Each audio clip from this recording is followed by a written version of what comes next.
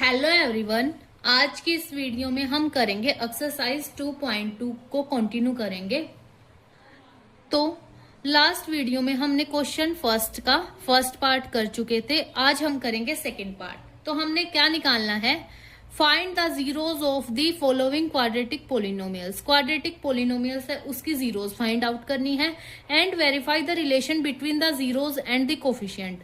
और रिलेशन बताना है जीरोज एंड कोफिशिएंट के बीच में, हमने वेरीफाई करना है कि हमारा क्वेश्चन राइट है कि नहीं है। तो चलिए स्टार्ट करते हैं सेकंड क्वेश्चन। तो सबसे पहले जो भी हमारे पास में इक्वेशन दी है उसको पोलिनोमियल्स के इक्वल रखेंगे, यानी पी एक्स के इक्वल रख लेंगे, है ना। P x is equal to 4s² minus 4s plus 1। फिर क्या कर देंगे, पी एक्स को 0 रख देंगे, पी एक्स को क्या कर देंगे 0। तो जो ये वाली इक्वेशन है ये किसके इक्वल हो जाएगी, 0 के इक्वल हो जाएगी। 4s² minus 4s plus 1 equal to 0। अब इसको सोल्व करेंगे, हम रूट्स निकाल लेंगे, s की क्या वैल्यूज आएंगी। इसकी डिग्री कितनी है, 2 है, तो हमारे पास में 2 जीरोज यानी 2 रूट्स आएंगे इस इक्वेशन के। ठीक है, तो चलिए स्टार्ट करते हैं। कैसे निकाल लेंगे, जो भी हमारे पास में s² का कोफिशिएंट कितना है, 4 है, कांस्टेंट कितनी है, 1 है, इन दोनों को मल्टीप्लीकेशन करते हैं। 4 और 1 की मल्टीप्लीकेशन करेंगे, कितना आ जाएगा 4।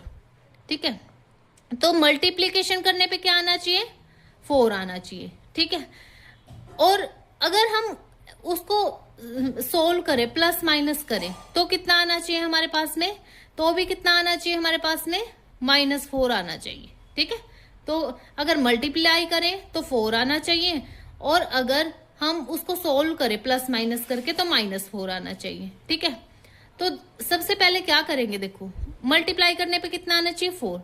अब 4 के ऐसे फैक्टर्स बना के देखो जिनको हम सोल्व करें तो क्या है, -4। तो क्या हो सकते हैं, 2 2 जा 4 लिख सकते हैं हम, 2 और 2। अगर 2 और 2 की मल्टीप्लाई करेंगे कितना आ जाएगा, 4 आ जाएगा। अब ये और चेक कर लेते हैं, ये तो चेक हो गया। अब ये और चेक कर लेते हैं, इनको सोल्व करने पे क्या -4 आ सकता है। देखो अगर मैं यहां भी माइनस लगा दूं और यहां भी माइनस लगा दूं, इन दोनों को सोल्व करूंगी तो हमारे पास क्या आ जाएगा, -4, क्योंकि माइनस माइनस क्या करेंगे, प्लस हो जाएगा, यानी 4। और जो भी बड़ा होता है उसके आगे जो साइन होता है वही आंसर में साइन आ जाएगा, तो -4 बन गया हमारे पास में। ठीक है, तो हमारे पास में एक हो गया -2, सेकंड भी क्या हो गया, -2। तो इस -4s की जगह हम -2s पुट कर देंगे बस। देखो ये 4s² है, इसको एज इट इज रखेंगे। ठीक है, -4s की जगह क्या क्या रख देंगे, -2s, बस s लगा देना है इनके साथ में, -2s इसकी जगह रखना है ना। फिर क्या करेंगे, +1 है तो +1 लिख देंगे, इक्वल टू 0 है तो इक्वल टू 0।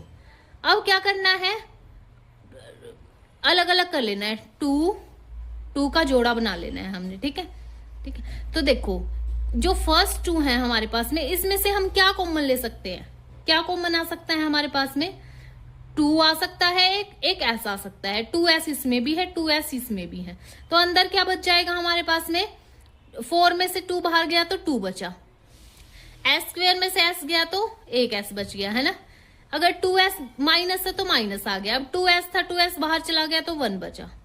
अब इस वाले सेकंड में से लेंगे, इस 2s प्लस 1 में से क्या कॉमन ले सकते हैं हम, इसमें तो कुछ कॉमन नहीं है, तो क्या कॉमन ले लेंगे, -1 कॉमन ले लेंगे, है ना, -1 कॉमन ले लेंगे बाहर। तो अंदर क्या बच जाएगा, ये माइनस का 2s था तो माइनस बाहर गया तो अंदर प्लस का 2s आ जाएगा। अब बाहर माइनस कॉमन लिया है, ठीक है, तो अंदर क्या हो जाएगा, साइन चेंज हो जाते हैं अंदर वाले, जैसे 2s के आगे माइनस था तो अंदर प्लस का 2s बचेगा। ठीक है, यहाँ +1 है तो -1 हो जाएगा। ठीक है, इक्वल टू 0। अब इन सब में से देखो क्या कॉमन है, इन दोनों में से, इसमें से और इसमें से क्या कॉमन आ रहा है बाहर, 2s-1 इसमें भी है, 2s-1 इसमें भी है, तो क्या कर लो, 2s-1 को कॉमन ले लो, है ना बाहर। अंदर क्या बच जाएगा, इसमें से कॉमन लेंगे तो क्या बच गया, 2s बच गया, इसमें से कॉमन लिया तो क्या बच गया, -1 बच गया। तो अब क्या कर लेना है, इनको अलग अलग कर लेंगे हम, 2s-1 इक्वल टू 0। सेकेंड है 2s माइनस 1 इक्वल टू 0। अब 2s माइनस 1 है, उधर जाके प्लस का 1 हो जाएगा, s की वैल्यू आ गई 1/2। सेम एज इट इज यहां भी s की वैल्यू कितनी आ जाएगी, क्योंकि दोनों सेम ही है, s की वैल्यू आ जाएगी 1/2। ठीक है, हो गया इतना। अब नेक्स्ट क्या करेंगे हम, ये तो हमारे पास में रूट्स आ गए, 2 रूट्स, इसको ले लेते हैं कि ये अल्फा की वैल्यू है 1/2, एक बीटा की वैल्यू क्या आ गई 1/2, अल्फा और बीटा की वैल्यू आ गई। अब हमें प्रूव करने के लिए हम जानते हैं, एक तो सम था रूट्स का, एक प्रोडक्ट था, है ना। तो सम किसके इक्वल था, सम था -b/a के इक्वल, है ना। और प्रोडक्ट किसके इक्वल था रूट्स का, c/a के इक्वल। अब देख लेंगे दोनों इक्वल आएंगे या नहीं आएंगे। तो देखो अब हमें इसके लिए क्या चाहिएगा, सबसे पहले a b c चाहिएगा। तो a की वैल्यू देखो क्या आ जाएगी, a की वैल्यू इक्वेशन में देखेंगे हम, a की वैल्यू आ जाएगी जो s² का कोफिशिएंट होता है 4, b की वैल्यू कितनी आ जाएगी s का कोफिशिएंट -4। ठीक है, और जो c है उसकी क्या वैल्यू आ जाएगी हमारे पास में, जो कांस्टेंट होता है 1 आ गई। अब सारी वैल्यूज है हमारे पास में, रख के देख लो बस। अल्फा की वैल्यू कितनी है 1/2, बीटा की कितनी है 1/2, माइनस b की माइनस का माइनस, b की कितनी है -4। ठीक है, a की कितनी है 4। ठीक है, अब देखो हाफ हाफ प्लस होएगा 1 आ जाएगा, इधर माइनस से माइनस कैंसिल, 4 से 4 को कैंसिल करेंगे कितना आ जाएगा 1। तो left hand side is equal to right hand side. तो अवर आंसर इज करेक्ट। वैसे ही हम मल्टीप्लीकेशन वाला रूल देख लेंगे, इन दोनों का मल्टीप्लीकेशन करो, अल्फा इंटू बीटा की वैल्यू रख दी, c की वैल्यू कितनी है 1 बाय a की वैल्यू कितनी है 4। तो करेंगे हम सोल्व, 1 1 ज़ा 1, 2 2 ज़ा 4, तो 1/4 इज इक्वल टू 1/4।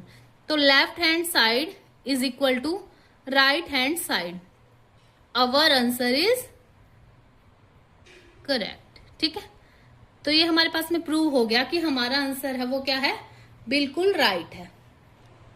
अब चलते हैं हम नेक्स्ट क्वेश्चन, थर्ड क्वेश्चन पे।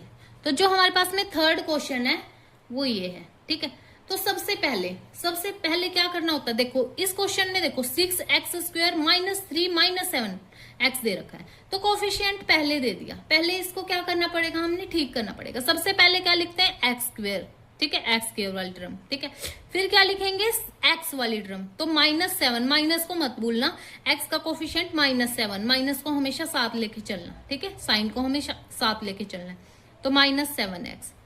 अब लास्ट क्या जाएगा, कांस्टेंट टर्म -3। तो लीजिए ये हो गया, जो हमने क्वेश्चंस पहले करे हैं उनके जैसा ही हमारे पास में क्वेश्चन बन चुका है। आप इसका आंसर मुझे कमेंट सेक्शन में बताएंगे कि कितना आया है। मैं आशा करती हूं कि जो भी मैंने आपको समझाया वो आपको अच्छे से समझ आया होगा। तो चैनल को सब्सक्राइब कीजिए, लाइक कीजिए एंड शेयर कीजिए। और अगर आप 10th क्लास में हैं तो कमेंट में बताइएगा और हमारे साथ जुड़िएगा और हम फुल मैथ्स करेंगे।